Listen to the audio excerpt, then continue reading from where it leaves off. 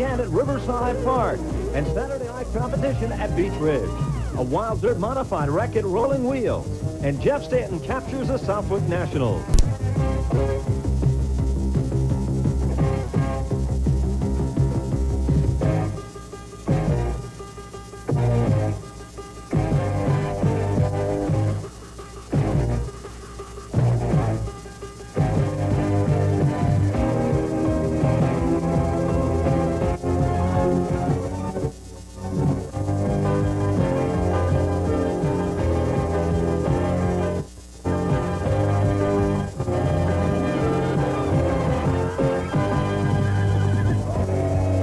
National North are lined up for another spectacular event at the high banks of Monadnock Motor Raceway. And on this edition of Race Week, that will be one of many stories for the excitement of New England motorsports right here in the Northeast. Hello, I'm Ben Dodge, and I welcome you to yet another edition of Race Week. Well, in this edition of Race Week, as you can see, we're here at Monadnock Motor Raceway. The Busch Grand National Norths are all staged in the front straightaway, and the fans behind me are already starting to cheer on their favorite drivers. But it won't be the only story on this edition of Race Week. We'll be taking a look at Saturday night competition from Riverside Park Speedway, a look at the excitement from Beach Ridge Motor Speedway, and more great racing action from the Stafford Motor Speedway. Now top that off with the best in motocross racing, and you've got this edition of Race Week.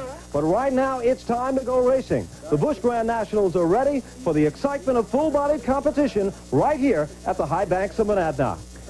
The main attraction was a purse in excess of $30,000 for the Busch Grand National North Show at Monadnock Motor Raceway. The field would impressively pull away from the starting grid as Dale Shaw would be starting right up front with Stubb Fadden by the luck of the draw. Row number 2 is Bruce Haley and Greg Lassard. 3 rows back on the inside, Eddie LaVoy and Billy Clark. The best in full-bodied competition was ready once again, 150 times around the tough and treacherous quarter mile, as Dale Shaw would quickly stand on the throttle and start to pull away. Already a battle for position number 1 when Greg Lassard would challenge to the inside of Stubb Fadden. Bruce Haley had worked his way up to the number 2 spot as Shaw was starting to pull away from the field. Then it was Dick McCabe to go to the outside of Eddie LaVoy. LaVoy would try to work the inside groove with McCabe on the outside. Through turns 3 and 4, suddenly McCabe would get crossed up. LaVoy would go around, so would McCabe, as LaVoy would slam the wall, then quickly try to head back to the pit area. Jimmy McCallum would also be involved, as Dick McCabe's car would show the worst of the wear, but still be able to rejoin in the competition here. Eddie LaVoy, who turned an impressive 6th fastest time, would head to the pits with car number 18. And car number 47 was also heading to the pits for Kelly Moore. When it was back to green flag competition, Dale Shaw would stand on the throttle once again. Greg Lassard would try to hold on for second as Stubb Fadden would fight back and pressure Bruce Haley. And suddenly, off turn number 4, a right front tire would go flat on car number 1. Pete Silva, the defending race winner, would head to the pits and not return in the competition. Back up front, Greg Lassard would give him a run for the money. Dale Shaw, for the first time, was dropped back to second. Sparks and smoke would fly. Then Shaw would move the Budweiser machine down low to try to take back position number 1. The 2 cars would duke it out, evenly matched off the turn, but Shaw would take advantage on the inside, but Lassard would not give up with car number 92. It was a real barn burner shaping up for position number 1, when suddenly Dick McCabe would spin, and so would Roger Godin with car number 59. McCabe would rejoin in the competition, and Godin would make him aware of the fact that he was not pleased by the earlier mix-up. Dick McCabe would spin and then come back in the competition here. It was then a new battle with Ed St. Angelo in car number 33, Stubb Fadden being hunted down by Joey Carafas.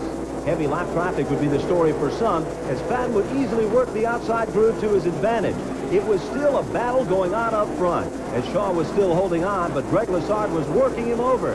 Then finally, Shaw would start to gain some breathing room and pull away to secure the checker. In for second was Greg Lassard over Bobby Dragon in third. Jamie Aubie was fourth, and Kelly Moore would finish in the 5th spot.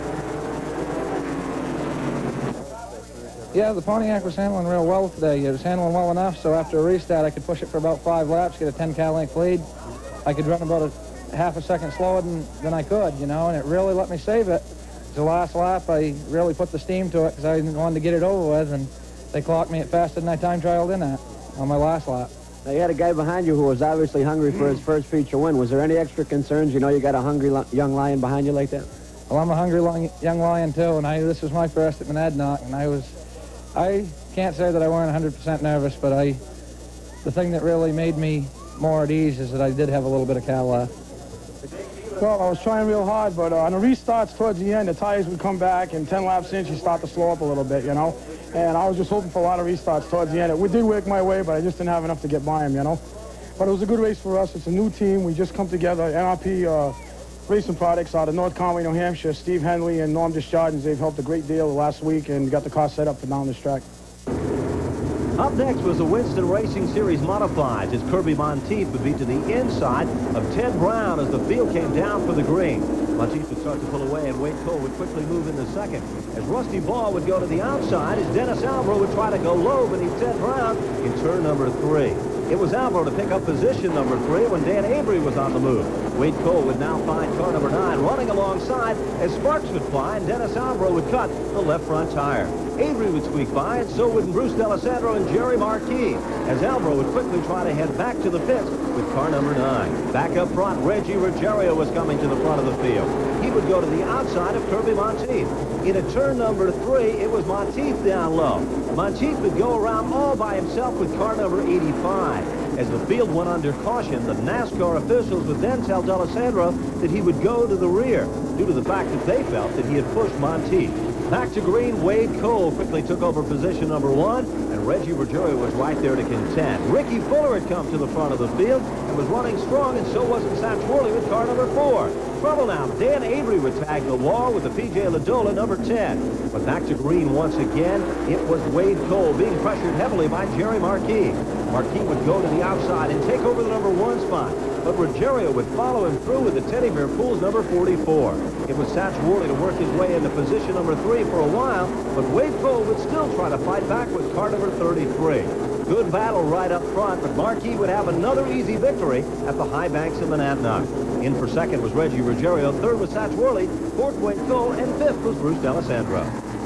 Pro Stock feature event, Casey Hansen would be starting to the inside of Jim Boniface. Under green, Boniface would quickly work to the outside to take over the number 1 spot.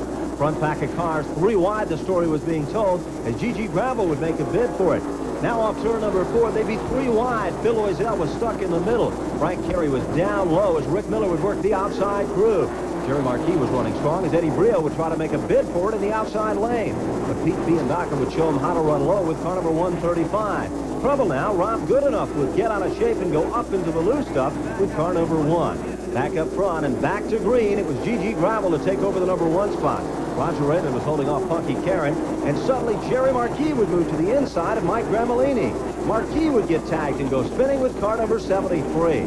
Down through the center of the infield as trouble would develop while under caution as Punky Karen would get tagged and go to the outside. Marquis would be back in the competition, but Gigi Gravel would be running up front when Gramellini would go to the inside of Jim Boniface. Then Punky Karen would make contact. Gramellini would go around. Tony Papali would squeak by with car number 14. But Mike Gramellini would have a tough afternoon of competition here. Back up front, Jim Boniface was the leader of the pack, and Roger Raymond was hunting him down with Punky Karen waiting in the wings. Gigi Gravel would then drop off the pace a bit with car number 54. But Frank Carey Sr. would try to move to the inside of Gravel to pick up the spot as Jim Boniface would take down the victory. Roger Raymond in for second, Punky Karen was third, Gigi Gravel was fourth, and Frank Carey Sr. would finish in the fifth spot. In the late model feature event, Bill Bree was out in front. With 2 laps to go, Ed Stone would come from the middle of the pack to take over position number 1. As he would start to pull away, a new battle would occur on the racetrack for position number 2. But Bree would try to hold on the number 2 spot as Ed Stone would definitely be the driving force to dominate to the checker. In for second was Bill Bree over Dennis Stange in third. Fourth was Joe Sumner, and fifth was Scooter Adams. Hello, I'm Dick McCabe. Hope you like the Busch Grand National North here at Monadnock. After a commercial break, we're going to visit Riverside, Beach Ridge Speedway, and Stafford Motor Speedway.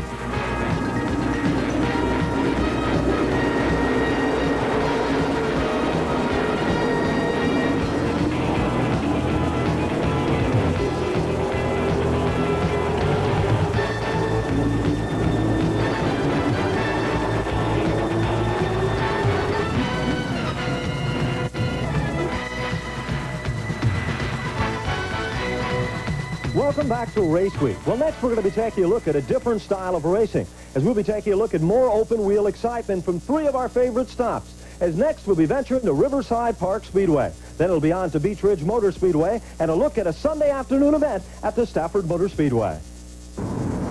It was the 10th event of the season for the NASCAR Winston Racing Series Modifieds at Riverside Park Speedway.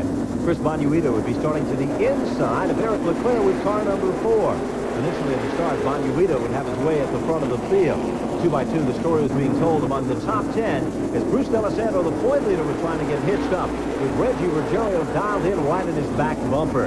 Up front, Dan Avery would have a little bit of a problem and back things up just a bit as Joe Rezitek would dive down low. Marcel Latoile was running strong to the outside with car number 26 when Ed Kennedy would take over the number 1 spot with car number 73. It was Brad Hightower to run strong in the inside group for a while. Then Dan Avery would work the outside group to his advantage with car number 10A. D'Alessandro, Bob Povereri, and Reggie Ruggiero were still stalking and waiting patiently in the wing. Back at the front of the field, it was Bruce D'Alessandro to now work his way into the 3rd spot. Bonuito had to settle for position number 4 as Hightower and Reggie Ruggiero were battling it out. Bonuito and Hightower would get tangled up, with Hightower spinning towards the infield with car number 54.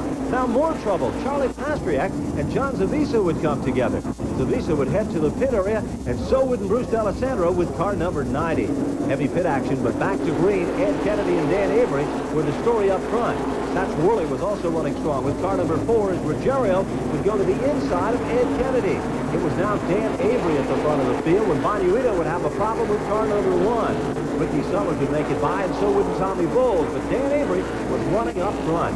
Marcel Latoile was putting on a strong run when Avery would have something break, and he tagged the wall hard with car number 10A. Another caution of the event had come out, and now Rick Fuller was showing some life with Bruce D'Alessandro. As they were working their way back to contend up front, Rick Fuller would cut a tire and go spinning with car number 6. But the damage was more severe, and Fuller would be out for the night. It was then Reggie Ruggiero to set the pace and hold on to secure yet another checker. In for second was Bob Povereri. 3rd was Marcel Latoile. 4th was Satch Worley, and 5th was Stan Greger.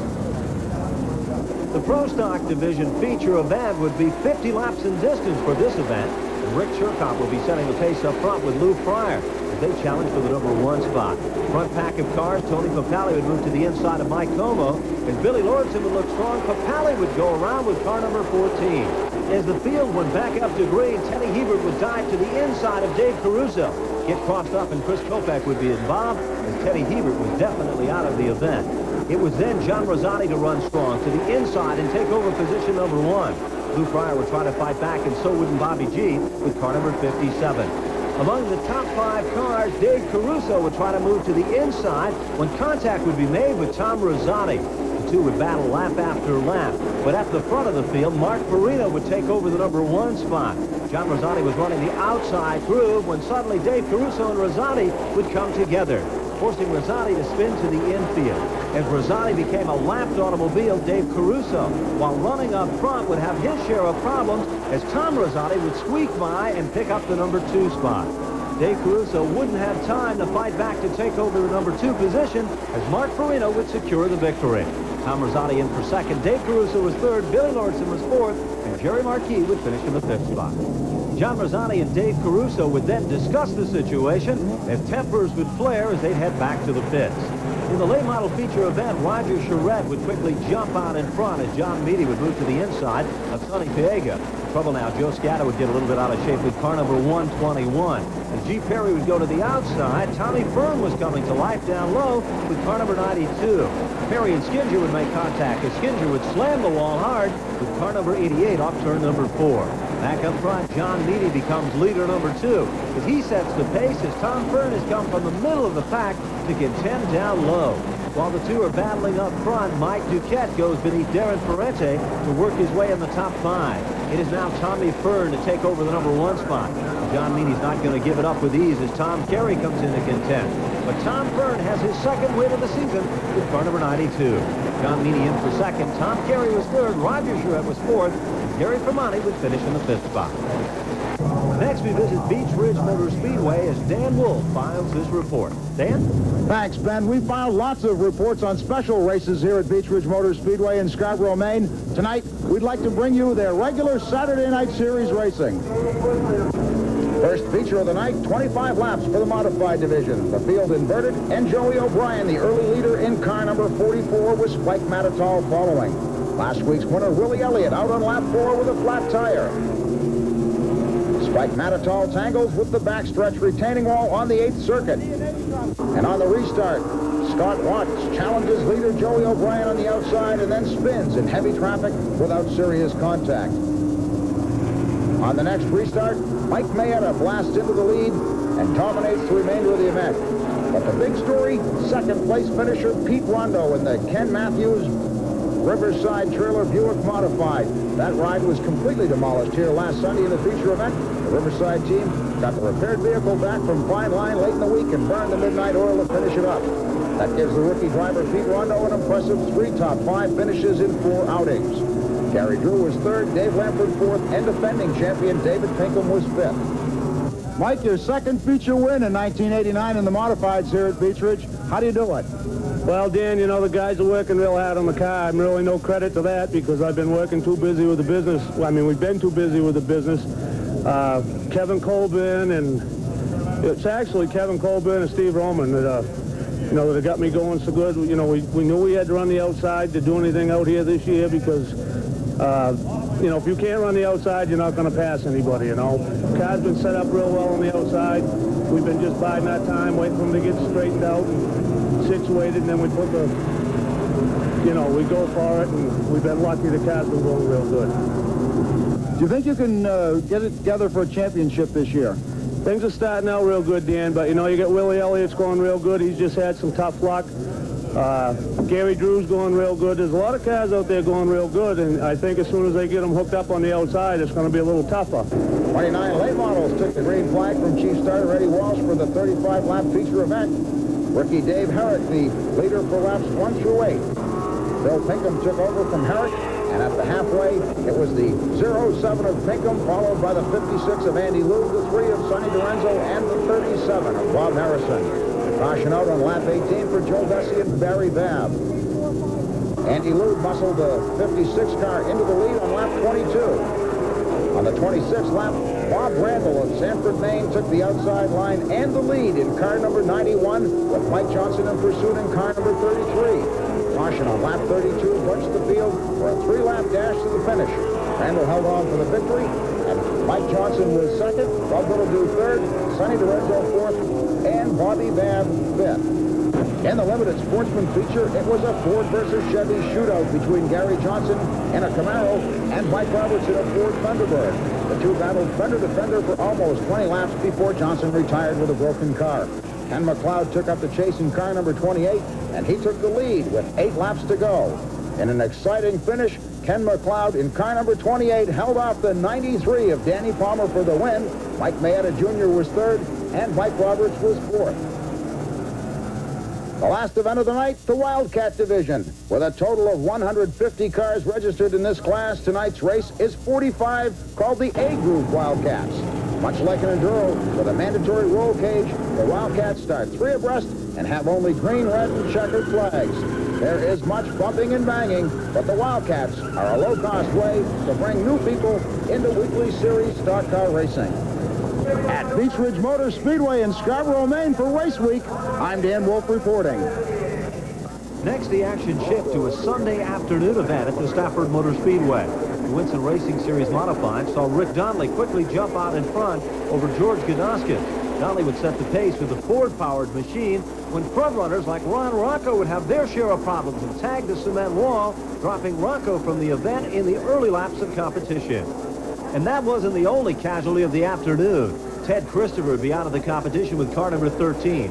But when it went back to green, Mike Christopher was coming to the front of this pack with car number 82. Then suddenly Brad Thrall and Bob Mercier and Willie Hardy would come together.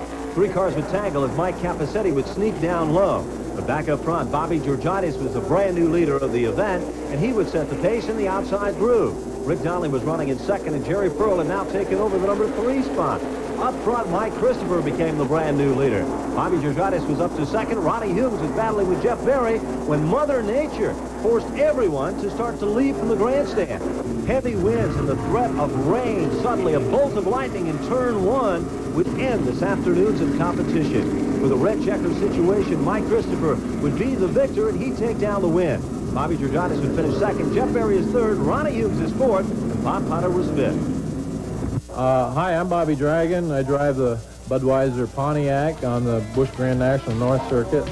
Next, we're going to take a commercial break, and when we come back, we're going to take a look at the dirt circuit and at Rolling Wheels Raceway and the Southwick Motocross Nationals. Rolling down, having fun. All right, it is Ford Machine 30 minutes long, just 2 laps of this moto. As we'll be venturing for a look at rolling wheels for the dirt modifieds. Now, the big story here is a feature event that'll pay $2,500 to win. But that's not the only stop, because after that, we'll be taking a look at motocross racing as we go to Southwick for the Motocross Nationals.